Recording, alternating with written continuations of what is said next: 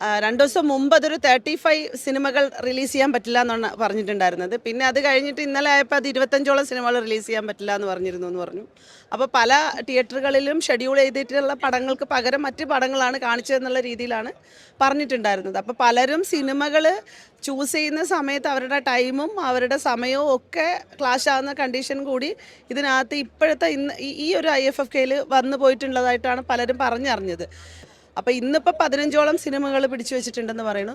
ഇതിനകത്ത് പ്രധാനമായിട്ട് പറയാനാണെന്നുണ്ടെങ്കിൽ നമ്മുടെ സ്ക്രീനിങ് തുടങ്ങിയ സമയത്തുണ്ടായിരുന്ന പലസ്തീൻ 36 എന്ന് പറയുന്ന സിനിമ, അത് കാണികളെ ഭയങ്കരമായിട്ട് പിടിച്ചിരുത്തിയ ഒരു സിനിമയാണ്.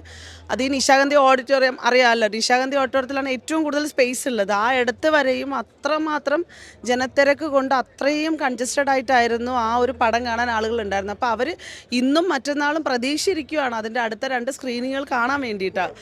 അപ്പം അത് കാണാനും പറ്റുന്നില്ല. അതും കൂടി 15 സിനിമകളിൽ ഉൾപ്പെടുത്തിയിട്ടുണ്ട്. അതുപോലെ തന്നെ പലസ്തീൻ ഇഷ്യൂസ്, പൊളിറ്റിക്കൽ വിഷയങ്ങൾ കൃത്യമായി പറയുന്ന സിനിമകളെ മാത്രം ടാർഗറ്റ് ചെയ്താണ് ഇതിങ്ങനെ ബാൻ ആക്കിയിട്ടുള്ളത്.